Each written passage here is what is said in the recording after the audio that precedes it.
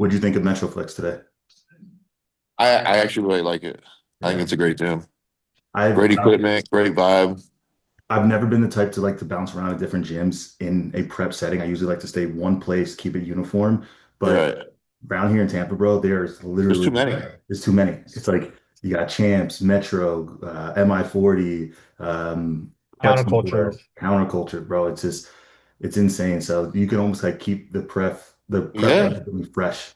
You know what I mean? Counterculture looks pretty cool. They have like all the old school shit, right? Yeah. Oh, I'm starting to hear the Yeah. echo a little bit. Do you hear that, Rob? I can't hear it, but I have my headphones in. Uh, I don't know. We'll see. If it continues, we can just separate a little bit. But Yeah, Nick, I'll get up. I appreciate you hopping on, bro. This has been a long time coming. I think we've talked quite a few times about bringing you on the pod. And the one thing I've always respected about you is that you've always showed some love towards men's physique, whether it was the specific characters in men's physique or the actual physiques on stage. And you've always was one of those people who shot love over to us. So we always appreciated that, bro. Oh, of course. Of Nice. course. What up, Drew? He got his mic muted. I told you, Oh, bro. there's that technical difficulty. I told you. I could hear the echo too now. Yeah, yeah, you can hear a Okay, little bit. let me get up. Yeah, Yeah, I Drew, if don't know you, what's going on with this mic, dude. it's all right, Just lighting up red. And I keep plugging it in. I never had this issue. bro. I don't know what it is, man. Bodybuilders and technology never get along. I'm the same way. I'm the same way. I do all this tech stuff and I send it off to people, the smarter people, to get it done. That's But it. Yeah, I don't know if it's just a short or what. we'll figure it out. Hey, But like I said, hey, go ahead. hey, Nick, the Wi-Fi is Spade's house. I know oh, I'm not on the Wi-Fi, am I? Yeah, hit the Wi-Fi, go to Spade's house, password. I'll text it to you. Look, now I'm fucking up. I can hear you perfectly fine. Yeah, he's good now. Yeah, he's good. But like I said, bro, this was a long time coming. I appreciate you taking the time to hop on, especially in the midst of your prep.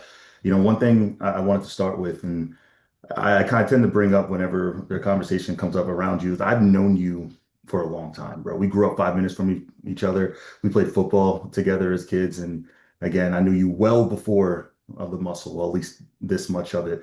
I actually wanted to start off with this. My question to you is, when you think about the kid that you were back in those Pine Hill days, when you're running around the field, where you are sitting today, how much of who you were was already instilled back then compared to what is now? In terms of what, like bodybuilding or just like Yeah, like that hard work type of shit? the character that made Nick Walker. That was always in me. Like when I was younger, I mean, I played a lot of I played soccer, I played baseball, and anything I ever did, my goal was just to be the best that I could be. And anything I've ever did, I wanted to just annihilate everybody. Even though those were team sports, I wanted to be the one that stood out. Do you find yourself gravitating towards sports that became more individualized? Yeah, because not to sound like a sore loser, but like if we lost because of somebody, like I wasn't that type of kid to be like, it's okay. I Yeah. was like, you fuck this, thank you. Or 100%. you make your best play, but you still lose, but you can't celebrate, but it was your highlight moment, but somebody else Yeah. fucked it up for you, right? I was never like good at that. So then like I obviously stopped playing in high school. Because the high school I went to, Overbrook, they all kind of just sucked at all sports, period. So I'm Overbrook. like, I'm not even gonna attempt this. So that's actually when I started just to work out. Um, and then once I graduated high school, I literally started my first prep. Yeah, and you know what's funny? I think a lot of people know who you are once the success started to come. Like I said, I've been blessed to be able to see the sideline view, and your career wasn't necessarily always butterflies and rainbows. You took a lot to get to where you were, and then I think people saw you as like an immediate rise once you became a pro, but there was so much work beforehand that put you on stage. Can you give people a little bit of background on your previous experience before you turned pro? And yeah, I mean, it took me what almost 10 years to turn pro.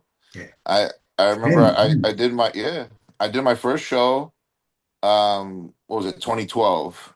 And that was like the worst prep that could have happened. I literally, you name it, what went wrong. And then I tried to do that myself at 18 years old, 17 years old, which was stupid, but it was fine. Um, I got last at that show. But then the following year, I hired a coach. I took the whole year off, and then I came back. I won every single team show I've ever did, It's and crazy. then I went against Cody Montgomery for his at Team Nationals against to try and beat him for his third title, I which remember. arguably I thought could have I could have gone either way, but they gave it to him, which is fine. Um, and then after that show, what I did my first USA's, I believe it was Mhm. USA's after that. Yep. And I had no expectation at that time because I knew like that was gonna be like my one of my biggest show to date at that time. And back then, at USA's, the light heavyweight class was like very, very, very, very competitive still. Like there was like 40 dudes in my class, and like 30 of us were just like peeled out of our minds. Mhm. And I ended up getting sixth. So like that was like a wake up moment right there for me. Like, oh, like I could be something at this moment, because I went into it. That was the one first show I went into, like not having the ultimate expectation to win, just to like be my best. So when I saw who I was able to beat versus who I also lost against, I was like, I'm in a good spot for my first national show. You know what? I like that.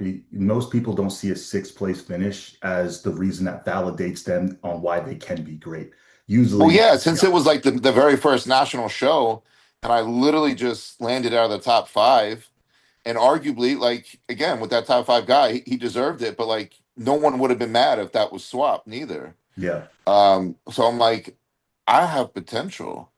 Um, yeah. so then I was very big on taking time off. So like I took another year off. I was not the type of kid that competed show after show after show. I always wanted to come back with nasty improvements. That was always my thing. So then the following year I did North Americans. I got sixth there. I didn't do as hot as I wanted to, but I still got sixth. And then I did do nationals again at the end of the year there. This Damn. was 2017. I got sixth at that nationals. Took the rest of the year off. I was gonna do USA's in 2018. Did not do it. So then I took a whole nother year off. I did USA's in 2019, where I lost to Zach Merkel for the pro card, which that was insanity. So real, Um, real quick, I want to pause this story because this is when I started falling in love with bodybuilding. 2019 was my first season. Nick was a local hometown hero. So there was a lot of people who were in the Attila's gym vibe yeah, back then, yeah, yeah, very invested into Nick's success. And I specifically remember that show in 2019 where most people would scream robbery. All right. And that was when the biggest question mark to me was what your next move was going to be. Because again, I'm getting into bodybuilding yeah.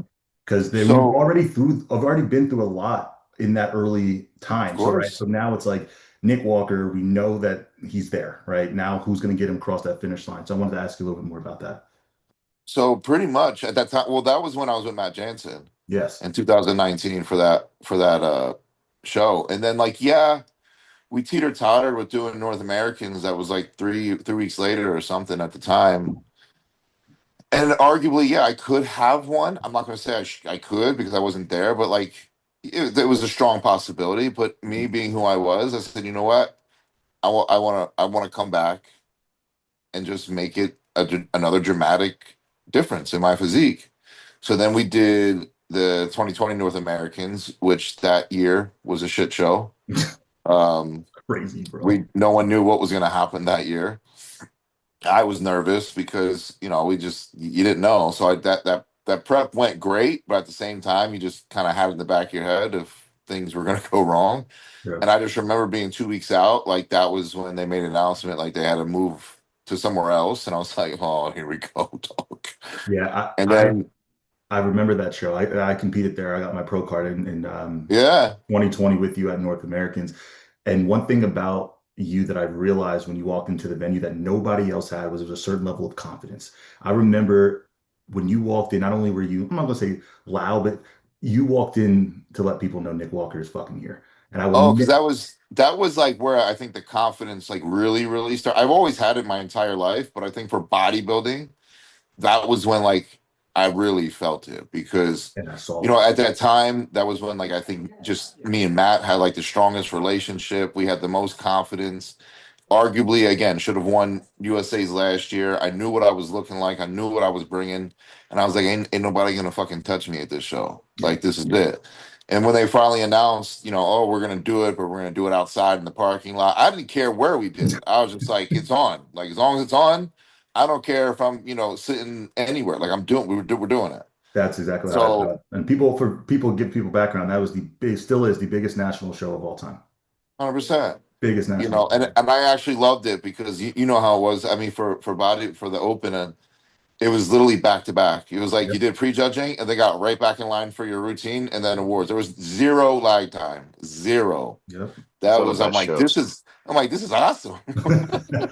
Okay, so you go into North Americans, you dominate that show, you turn pro, and I remember you did a pro debut technically at Chicago. I think got fourth Chicago. place.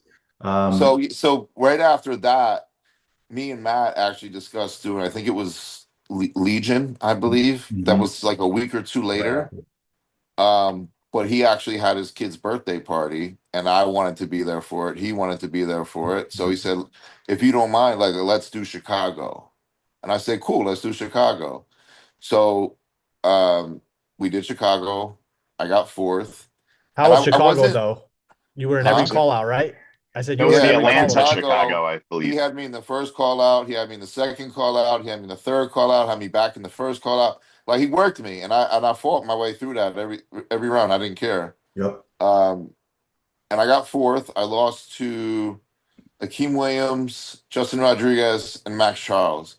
And I was a little upset only because I felt like I could have beaten Max Charles. The other two, I knew they were really good at that time. I'm not even gonna argue that. But Yep. Max, I felt like he was older. His time was running a little low. But I get it. Maybe it was a So rookie then trying to, he needs to earn his stripes kind of thing. Right. So I just remember getting back to the hotel. We went out, we got food, whatever. But then I just remember looking at Matt and I'm going, those three will never beat me again. Yeah. You know, I Never. probably want to say something.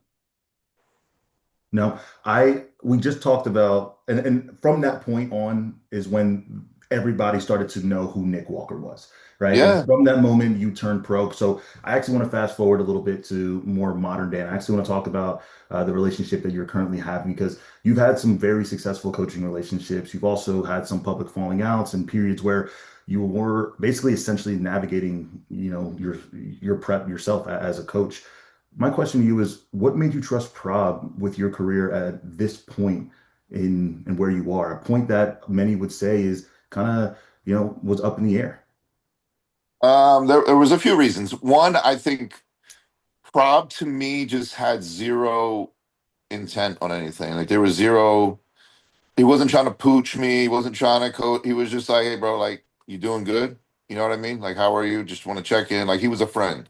Hmm. Um, and this was during even when I did my whole Arnold prep, so once in a while he'd check in, how you look, how you feel, whatever. And he would even give me a little bit of advice because I'd ask him some questions here and there. Um, and then, I realized after the Arnold, coaching myself was fun. I thoroughly enjoyed it. I loved it. I learned a lot about myself, but I realized I enjoy being the robot. I enjoy just having someone say, yo, just go do this, and then I go execute instead of doing the thinking. But like I said, it was fun because I learned a lot within that process on really how to do shit. So then I think, I remember this is funny. I remember sending pics to Prob. I think we were like 14 weeks out at the time, I believe. And I was just like, yo, am I like dumb to sit out for the year? And he's like, yeah, bro, pretty fucking dumb. Yeah.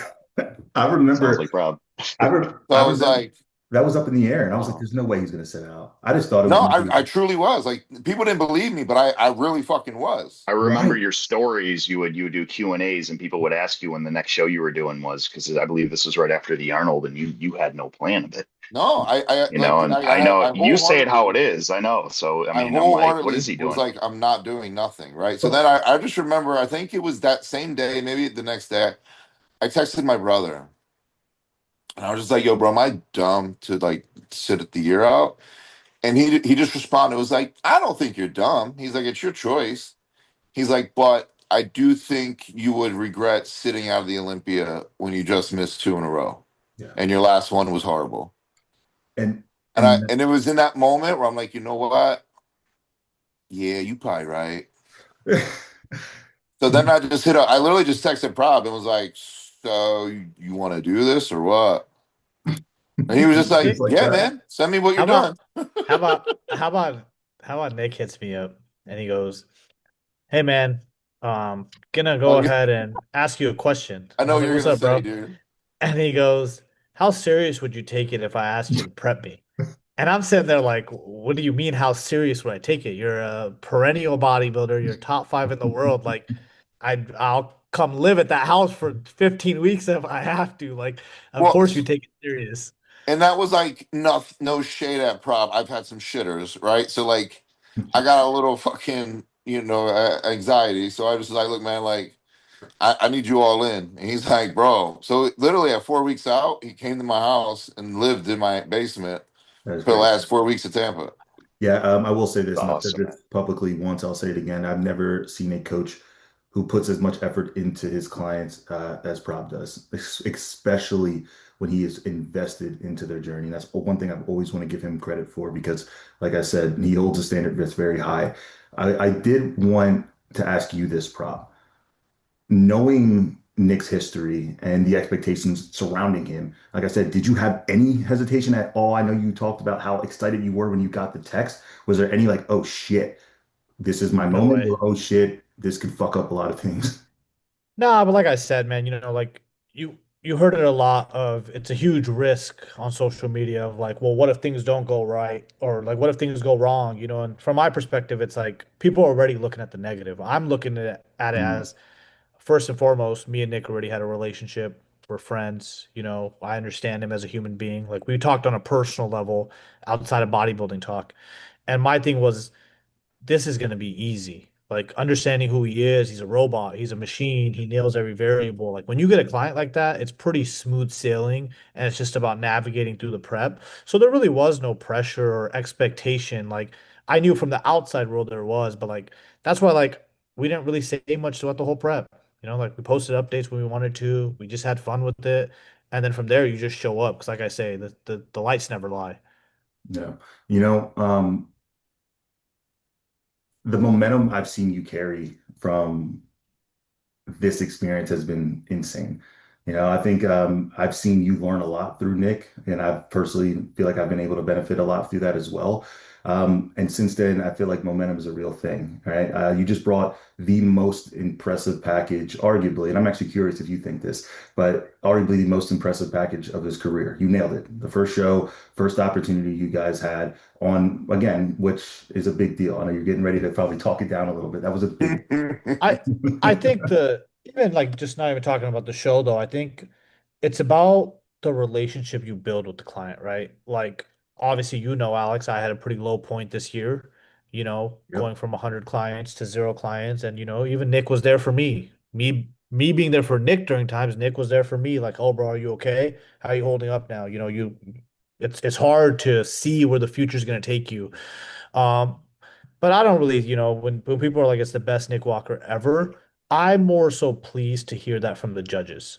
Like seeing Steve go on an interview and say that's the most impressive Nick we've seen. These are the small adjustments he needs to make. That holds value. Because obviously, from the fans' perspective, I always joke, right? It's like we have recency bias. We see the latest version, and it's like, wow, best thing ever in the world. And I think it was phenomenal, and I think it'll only get better for the Olympia time. One, I think this was the best Nick I've ever seen. I think this and the I only. I agree, and to even touch on the relationship part, when you have, I think, a very strong relationship with your coach, even outside of bodybuilding, that carries into bodybuilding from a trust standpoint.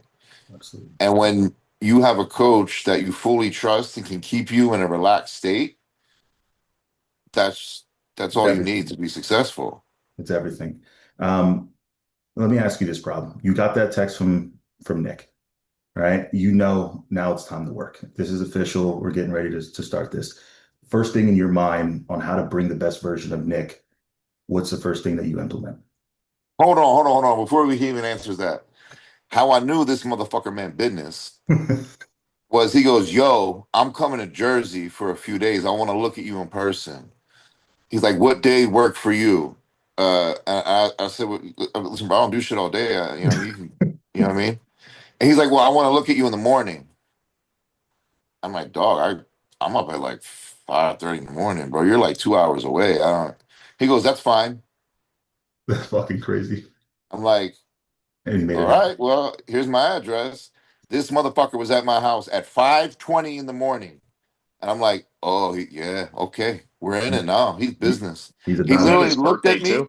me. He looked at me. We chatted for like 15 minutes after. He goes, "Okay, go do your cardio," and drives 2 hours back. That's how he is, bro. I've seen it happen firsthand. But That also as a that was coach, that right? was the moment where I was like, "Oh, I'm good. We're gooch." But at the same time, right, as a coach, it's funny because I feel like so many coaches are invested into so many different things at once, right? They got their hand in this pot, in this pot. Some are trying to compete at the same time as they're trying to coach athletes. It's like, bro, I don't got to bring no meals with me. I'm packing that car, grab a protein bar, you're on the road. I don't even get no water. And it's like, get your move on, you know? If you got to He ain't stop at lying. Carl's Jr. on the way, grab a Carl's Jr. burger and grab the burger and eat it. But I think the main thing for me was, and it's honestly one of the main reasons I stopped competing, is when you get guys at the highest level, you have to be willing to invest 110%. You can't worry about your own journey no more. You can't worry about your own fitness. And I'm not saying don't be healthy. You should still be healthy. You should still be fit and still uphold a standard for yourself, right? But at the same time, it's like when Olympia time comes, if Nick's, getting together his meals, boom, and it's like, yo, we got to go do this. I'm not going to be the guy who's like, hey, wait up, Nick, I got to pack 4 meals real quick. It's Yeah, like, oh man, grab your stuff and get it moving. Like the goal is simply to coach at the highest level. It's funny because right when he texted me, he's like, "Hey man, I need you to help me." The first person I turned to, and it's hilarious because I was actually at Cheesecake Factory. So I'm at Cheesecake Factory, and Nick texts me, and I'm like, "What are the chances?" Right? I'm at Cheesecake Factory, and I'm with Andy and his girlfriend. And I turn to Andy, and I'm like, "You won't believe what just happened." And at this point, like, I told Nick, I was like, "Dude, we don't gotta talk to anybody about this, whatever." But I'm like, the one person I gotta tell is my main guy, right? Like at that point, Andy's giving me a lot. It's like, "Hey, I'm doing this." And he was so excited about it. Like, and I think it's helped my other athletes on the team level up too. absolutely. Seeing Nick set the example, it's like, oh, there's levels to the game. Yeah. I mean, shit. I mean, I can take it from a personal perspective today in the gym. When you have Nick saying, yo, fucking go, you go, right? Like it's not one of those things where you slow it down. So even just being in that general environment, again, it uprises everybody. And that's what I think the best part about it is. Like you said, I think you're some of the people you are around most consistently. And I'm happy that Nick Walker is going to be around more consistently too. Thank you, Um, brother. Hell yeah, brother. I want to fast forward back to Tampa. Actually, kind of in general, like I said, you've kind of been through some ebbs and flows, and a lot of the ebbs and flows have kind of been on social media. I think there was a point in your career where social media wasn't as popular, and then of course, as you got popular, social media got extremely popular. During that time, how has that social media game kind of fucked with your mind then compared to how it's fucked with your mind today? Because it wasn't just so long ago, your name's all over the headlines going into Tampa Pro, you being compared to X, Y, and Z. Meanwhile, you're being quiet and just trying to step on stage. So how has all of this been? It's, I mean, honestly, I try not to let it bother me. I How? don't like to look at the internet. I don't pay attention to nothing. I honestly, as corny as it sounds, or maybe not corny, wrong word, maybe dramatic, I'll block any social media news reporter. Really? I don't want to see none of it. Mhm. Like, why are you comparing me to so and so? Why are you comparing me to this? Why are you comparing me to that? For what? What's it gonna do? I Prabh, understand it creates hype, and it's not that any of it bothers me. I just don't want to see it. I have a job to do, and my job is to bring my best, not to be compared to, you know, Lulu Gaga from God knows where. Like that's not what this is about. but And I've done that a lot this entire year, and I feel like that release just it kept me just chill, kept me focused. And if you notice, like for a couple years, I didn't really post even many updates you because didn't. I just didn't want to. It And honestly, Prab was a big help in all that because he's like, who gives a fuck, man? Like, we're just having fun. The way he He's like, I'm who loves looking it. at the cares? hey, I'm looking at these updates. I'm like, man, this is the nastiest picture I've ever seen. I was like, yeah, who cares, Nick? Slap that up And I did. there. I just got to a point where I'm like, you know what? Like, fuck it, bro. Like, and now I post whatever the fuck I don't care anymore. Yeah. I know there's a lot of people out there on social media, especially bodybuilding, who let what is being said on social media destroy their preps. I see it time and time again. And it can. And you have to remember, social media is not real. It's not a reality. Absolutely It's not. social media is literally what you make of it. Nope. The reality you're living is your reality. So why are you going to let something that's not a reality affect your actual real life Yeah, I mean, think or about what it. you're doing day to day? And listen, it's a lot easier said than done for a lot of people, and I get that. You know, I felt victim of that for a little while myself, and I just had to wake up and be like, "Yo, what the fuck? Like this social media is not my life. Like Mhm. what people like that's not what I do every day, There's you know?" also a So lot of negativity in the space surrounding athletes. And what people don't get is like today, we go to the gym, Nick's first day out here in Tampa, and some kid comes up to him. He's like, Nick, huge fan, I love, bro, you inspire me, whatever. And I've never seen this from a bodybuilder. Nick takes time out of his workout halfway through, and Nick's pushing this guy through a couple sets on chest.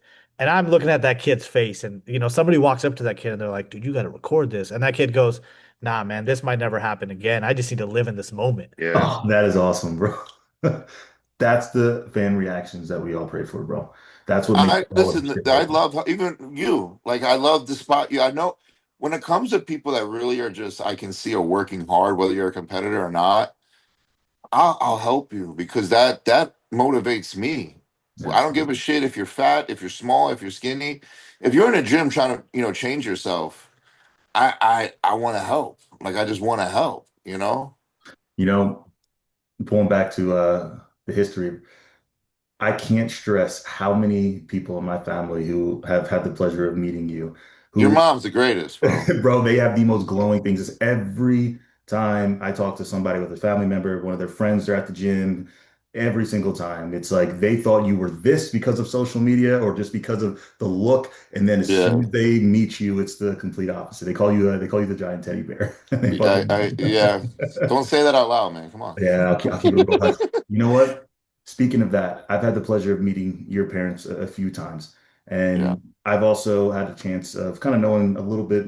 I'm gonna say behind the scenes, but because you post about it a lot, but knowing how important your family is to you, and of course, I know they're the first at bat when they see any kind of bullshit online when it comes to you or anything going Oh on. yeah. They don't fuck around, man. Do you think your parents are ever gonna know how much they mean to you in this process? Like I don't truly. think any of us will truly have that answer until it's fully over. Yeah, that's You fair. know what I mean? Like my parents have truly been the ride or die since I looked at them in the face and said, I'm done playing sports and I want to compete. And at first they thought I was fucking crazy. Mhm. They were like, what is that? Like, no. Like my mom hated it in the beginning. Yeah. And then as she just got more involved, you know, learned more about it. Like she was doing a bunch of research on her own that I had no idea about when I first started. And when she finally started to see me like doing really well and winning and developing a real passion for it and really dedicating and making every sacrifice that I could for it was when she started to really become invested and be involved. And I would say probably, I think again, I'm going to say it was after that first USA's that I did, where she that was like her little switch flip for her, where it was like, you can do it. I'm sitting leading into this interview, this podcast, whatever you want to call it. And I'm writing down some questions. I'm thinking, trying to pull some things out of the hat and try to say, what do people want to know that people don't get a chance to hear from Nick all of the time? And like I said, the relationship with your parents has always been huge on me because it made me realize that there's a hole in the way that I do things. Because when I go into prep, I think the first people who take the hit are my loved ones, i.e., my dad. 100%. And when I'm writing these down, I'm thinking of these questions to ask. I'm sitting here, I'm like, you know what? preparing for this interview before we even got on the interview made me realize that I need to be better because it's already starting at this point in the prep where I'm tired.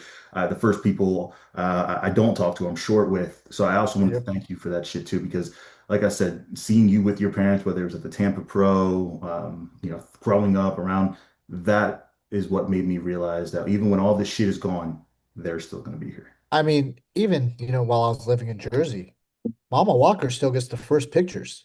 Every morning, I'm second in line. It's like, Mama Walker goes sit on the chair. She gonna get the pictures, and I'm gonna sit on her right side and watch and be like, okay, let me observe the first round of posing. Okay. Then, Nick looks at the pictures. Cool. Mom goes upstairs, then I'll sit on the chair, and it's like, that's still her thing. That's their thing that they do together. They've done for so long, and it's the same lighting, the same basement, and it's iconic now. People talk about the basement like it's gonna be a part of like the journey It throughout the whole absolutely is. process. Absolutely. It usually used to be like, I don't know if it's still there, the clothes rack behind there. I remember. That's how I found out if things were still in stock or not. Yeah. I actually want to jump back to Tampa. All right. And I want to jump back actually from the momentum that you were going to carry from Tampa more specifically. You brought a great package, bro. I don't think that package is what's going to win you the Olympia. What do you need to do going into the Olympia over these next 6 weeks in order to take home that title? My opinion, just keep doing what we're doing. Come harder, come tighter, come fuller, and the game's over. Probably want you to give me the coaching answer to that. I think Nick nailed it. You listen to what Steve says, you listen to what Bill says, you listen to all these head judges, and you take the critiques or whatever the assessment is, and you give them what they want. At the end of the day, there's always room for improvement. Yeah. First show is never going to be 120% on stage. That's never going to happen. And you shouldn't even shoot for that. The main thing is we made a huge impact at show number one, but the goal is to improve that look by a margin. And I know, Nick being here with me now, me assessing his physique every single day. At the end of the day, there's only one objective here, and that's to go get the sand out. Like, there's no other objective. There's no, like, people will say, isn't that a lot of pressure? Nah, that shit's awesome. I got a Kobe Bryant poster right here next to me. It's like, those are the moments you live for. Like, that's the exciting stuff of being in that moment, getting to Olympia and just taking it day by day. Like, don't rush the process. Like, even enjoying these next 6 weeks. And, the main thing for me was like, even when I started coaching Nick, I told him this. I've been saying this. I just want to see you have fun. Like, go Yeah. enjoy this. Like, dude, like, have fun. Get in the gym, enjoy it. Go on stage and enjoy it. And like, that's what made me the happiest about the Tampa package. Like, when he walked out, it was like, all right, here we go. And it seemed like he was just cruising through it. Hitting pose by pose, and like, it just seemed so effortless. Yeah. You know what? And you saw that on stage. Nick, it looked like this was a moment that it was already past, and you're just kind of going through it at this point. That's the best way I can explain it. You were so controlled, everything was locked in. Like I said, it looked like you were living the moment a second time, and you learned, made any mistakes the first time, you were just getting better from it from there. But I want to know specifically from you, Nick, physique wise, what do you think you can honestly improve going into this year's Olympia with the short duration of time that you have? For me, obviously, I want definitely want to keep bringing the waist in tighter. That's the main objective for me. Um, Definitely want to bring in a little more detail to my back, and I think that was just a fullness thing. Same thing with chest, and just keep my legs as full as they can be without losing them. And I think with all that combined with what I just said about being harder and drier, there's no reason why I can't take that sand out. How much is this going into the Olympia playing your game versus knowing your competition and bringing something that might be in a better alignment to beat, say, somebody with a better structure or something like that? It's always playing my own game. And once I play my own game and perfect everything the judges want me to perfect, I can't be beaten. I love it. 100%. I'm sorry, I know I'm jumping all around here. Tampa Pro, the best I've ever seen you with your waist control was the first thing that I noticed. Was that something that is almost second nature at this point, or do you think about it on stage as you're moving through your poses? Keep it I tight. always thought about it, because that was like, that was the biggest critique, right? So it was like anything I did, I just made sure it was held tight no matter what. I love it. Um, and that's just, listen, I trained abs. every single fucking day. I literally for like 20 minutes every single day. And I wasn't too big on doing vacuums, but I was do like if I was doing hang leg raises at the end of every set, I would let my legs hang and just hold my core tight for like 20 seconds. And I would do like 5 to 10 sets like that. Fuck. Again, and I've had the pleasure of seeing you on stage quite often. Never in my life have I seen you look and be the most aesthetic on this stage. That to me was the most impressive part. That was the main objective, for me, because listen, I have size. No Mhm. one's gonna beat me in the size department. I have condition. Someone might tie me in that. Good luck, but it is what it is. As long as I control midsection, again, I can't be beat. I love it. You know what? Then I'm gonna put you to the test. Everybody shows up. You know what? I can't ask you that question. Prop, everybody shows. It's hard to even ask you that question. Drew, everybody shows up at the Olympia 100% in the open division. Who do you have? I'm putting you right in the fire because it's not easy. We've seen the other guys at 100 and saw where they're at. We haven't seen Nick's 100 yet. That's a good point. It's a fact. That's a good point. So And counting him I'm out, just you I think can't. for me, I'm tired of just hearing everyone say if everyone's off, Nick can win. No, if everyone's 100, I can still win, and I fucking will. That's where I was getting to with that question because I've heard that out there so many times that if people leave the door open, and I was always curious as an athlete, you No, hear keep the that. door shut, 'cause I'm gonna smash it the fuck down. That's what the fuck I want to hear. That's what I want to hear.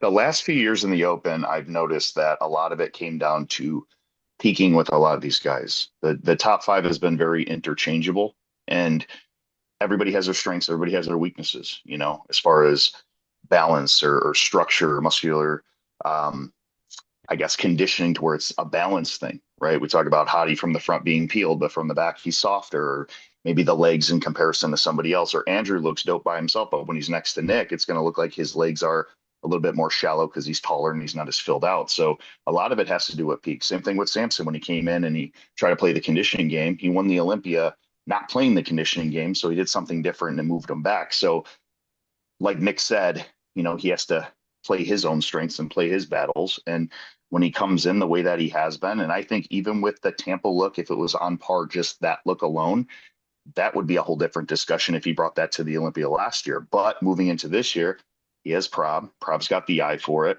I know Nick on a personal level to where he's always locked in. And I think having that secondary eye to where he's told what to do, it takes away that stress. So it's just about performing and doing what you got to do and just showing up every single day and coming in and it's all there. The biggest thing is the waist. The more the waist is in control, everything else is just going to look even bigger. And that's where the aesthetics are going to play the huge role in who you're next to. You start exposing people with that and the illusion. So it's going to be interesting to see. Yeah. It's gonna be, listen, this year it's Well, that's the thing. Even what Drew said, right? Like keeping the waist tighter. When you're dieting for a long period of time, it should get tighter. yeah. Like it literally should continue. And that's why I played my cards right because people were very upset that I didn't do another show after the Arnold. I needed a little break. I just did, but I didn't allow myself to get anywhere near out of shape whatsoever. I was. I mean, probably what we lost like 8 pounds, Yeah. That's eight, crazy. 10 pounds, if that. So yeah, it was going to get tighter for that show as it should. And now you have another 6 weeks of being in a deficit on and off. You This can stay is the this is a same it's a weight no in the same. And brainer. it fixes everything, right? The smaller the waist gets, the better the X frame gets. The Yep. quads are now sweeping off the hip. The waistline is this big and the quads are this big. And the main thing for an assessment point of view is I would draw lines every check-in, to ensure like, okay, let's draw the line from the lat down to the quad sweep. Okay, once we see any diminishing return, boom, high day, start feeding back up. Okay, because there is a Well, balance of push and pull. There is a game of okay, this is how flat you could get before you start to lose a body part, or you start to see like, nah, that's faded now. It's gonna be hard to bring that back to life. So it's about that perfect. It's like when you find that perfect spot in prep. We're gonna pull down 2 pounds. We're really flat. Okay, cool. Let's feed back up. Pull back down. You just keep getting better and better. And our goal is never number based.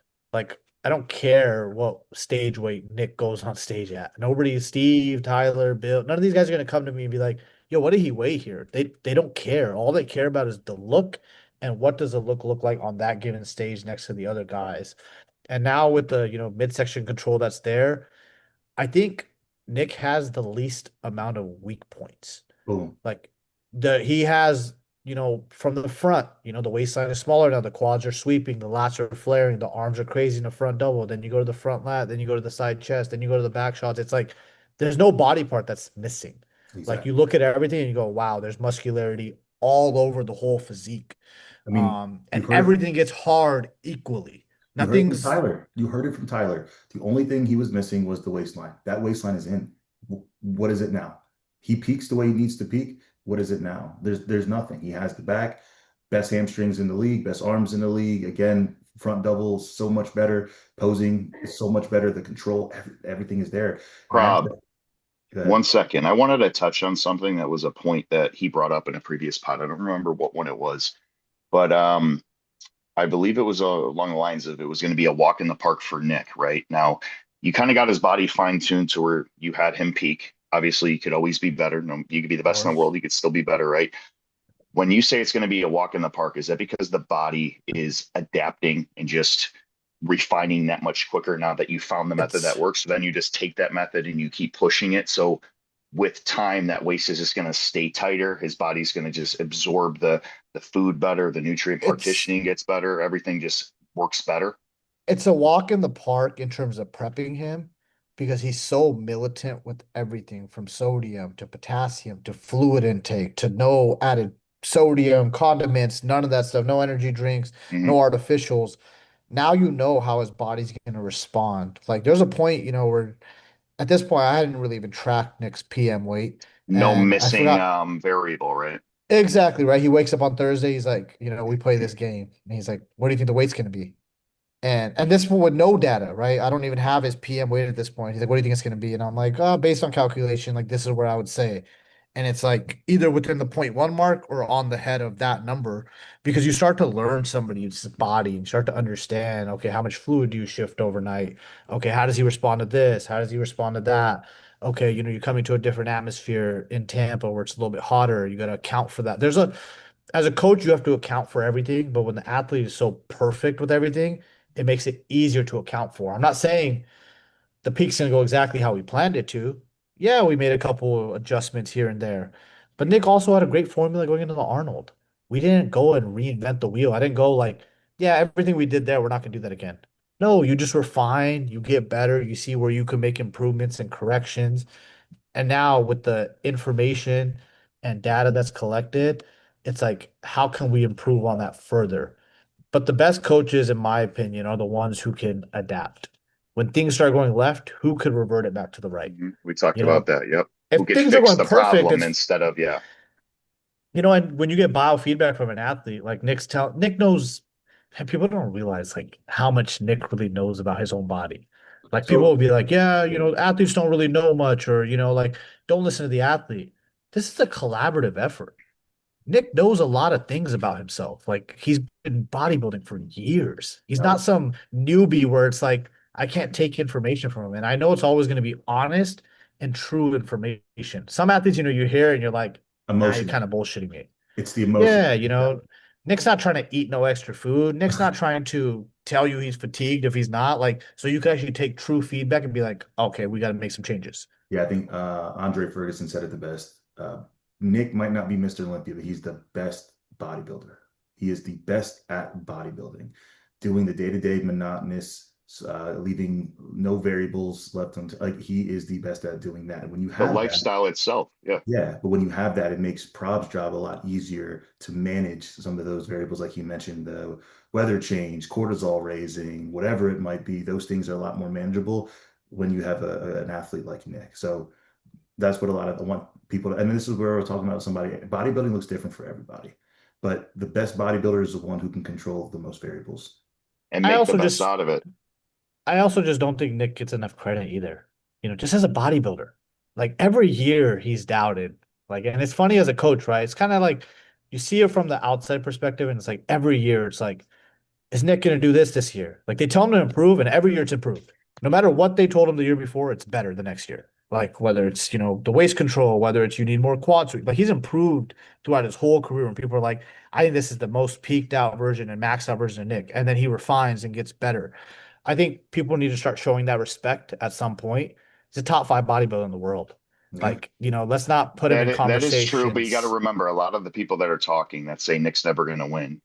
Nick wins the Olympia, right? Turns into he'll never win another one type I don't thing, and that's even just the mind, that mentality that people have, and that's why I know Nick doesn't respond to anybody because it's I he's don't doing it for even him.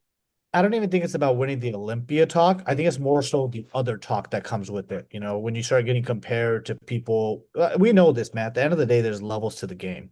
In bodybuilding, there's upper echelon Mhm. tiers, then you got a mid Hmm. tier, then you got a tier at the Olympia that's a lower tier. And there's no disrespect to anybody across the field. At the end of the day, there's just guys who are really good and they deserve to continually get put in that The conversation. elite, yeah, the elite And Nick is one discussion. of those guys. Yep. Nick, I'm gonna have to ask you this. The fans would be mad if I didn't. Men's physique, men's physique, brother. Let's slip on some board shorts. In men's physique right now, I don't want you to think of placings. I don't want you to think of who's currently at the top, nothing. From the physiques that you see, who is the most impressive and slash who do you think should hold the title based off of Nick Walker's judgment? He's probably like, who the fuck is even competing? No, I already know what he's gonna say. I'm gonna type it in the chat on three, Nick. Let me You see don't know who I'm gonna say. I'm about to type it on three. if he says No, this. because now I don't know what you're thinking. He's nervous now. He's like, shit. I think I know what he's gonna I'm say. trying to think who he would think. I, That's what I, I'm trying to think. I think. Actually, here I I'm just trying to texted it think to who Prab Alex. thinks. All right, type it in, prop. Type it in. Let me I see. just texted it to Alex. Okay, let me see. That's what I think too. That's what I think too. Oh, Is well, it some? Is now it I on don't want par to with who I disappoint. would think? Now you're not gonna disappoint, bro. No, I'm no, it's curious. not disappointing. It's just your perspective on who you would have as the Mr. Olympia title Uh, holder for men's physique. I have a feeling I know just based on personal combos that we've had together. Like simplify it. What physique when are you like, holy shit? Like whenever you see their physique, you're like, I'm a fan of that physique. oh, listen, Chiron. He's phenomenal. Chiron. Let me tell you something. That motherfucker shows up at Pittsburgh to the Olympia. That motherfucker's gonna win with flying colors. I agree. I think if Chiron shows up the If way he just replicates that look, don't even have to change it. Replicate it. You won, my brother. but you know You how won. hard it is as an athlete to replicate. Oh, I know. I've been there. I've been there. But this is, you know what, Alex, this is where I'm gonna give you a lot of credit, man. Because after seeing your physique and how you actually look in person, which I've never seen, you have potential to win. I appreciate that, bro. I don't take that lightly. I appreciate You that. actually have the potential to win. I appreciate that, man. Really, I definitely don't take that lightly, especially after you've seen me today. You're a lot bigger than I anticipated. You have great shape. You are very thick. You have a great midsection. Mm. You, in my opinion, you have a great back. I don't think you're really missing too much, if anything at all. So if you keep where you're headed, you can win. All right, here, guys, we're going to timestamp this, crop this. This is going to be saved, posted. I appreciate you, Um, brother. Listen, I know you're in prep. My prep brain is starting to kick into. I want to ask you one more question. Like I said, you've done the major shows, you stood on the Olympia stage, you dealt with the injuries, the criticism, coaching changing, and expectations that very few bodybuilders can ever say they've ever experienced. But when this is eventually over, right, you're hanging up the tights, what has to happen for you to look back on your career and say, I did what I came here to do? In terms of like winning, No, not even necessarily. If it is winning, you can say that. But what are you going to be able to hang your hat on and say, you know what, I'm extremely proud of the career that I've had and I'm satisfied. there's a multiple things. Obviously, I want to look back and be able to say I won the Olympia. That's what I originally started bodybuilding for, right? So I want to be able to look back 10 years from now and say I won the Olympia. How many? That'll be said when it's said. But as long as I got one, just like I got an Arnold, again, I would have liked to win multiple Arnolds as well, but I have that Arnold. And honestly, even outside of that, from a personal thing, I just want to look back and be like, I had fun. Yeah. You know, I enjoyed it with the people that meant most. And not just meant most to me, but the people that actually gave a fuck about me as the person and not the mutant. mm, That means more to me than anything. Nick, I've seen you go through a lot of seasons throughout your career. And one thing that remains consistent is how much you value a positive relationship in your life. Like, It's everything. It's a game changer. I For sure. mean, Literally. I feel like you don't have, you know, everybody, but I also don't think you have a big circle. But the people that you have around I you, have very small circle. I know everybody, but my circle is very small. yeah, but they're very impactful, bro. And I think that's the best way to do not only bodybuilding, but life in general. Again, Nick, bro, I appreciate you hopping on. Proud you as well. I know you traveling down here. You had a travel day from hell yesterday, bro. It was hop Oh squat. my God, Lord. We'll save that for another conversation. But again, bro, good luck this year. I'm honored to be able to finish my prep off around you and be Absolutely. down there with you at this year's Olympia. And Prob, again, congratulations on all your success, man. Not only thank you for hopping on the pod every week with us, but like I said, being able to sit front row and watch all the success that you're having. And Drew, brother, you're going back to the Olympia, brother. Fingers crossed. Hopefully, hopefully. You'll be there. But it looks like you're heading back. So I'm proud of you, man. I'm in striking distance. Maybe I gotta jump into Houston. Who knows? Bro, you're gonna be fine. But again, guys, congratulations and good luck on the rest of the year. Nick, thank you. Congrats, Thank you. guys. We're looking forward to it, brother. All right, guys, I'll talk to you all soon.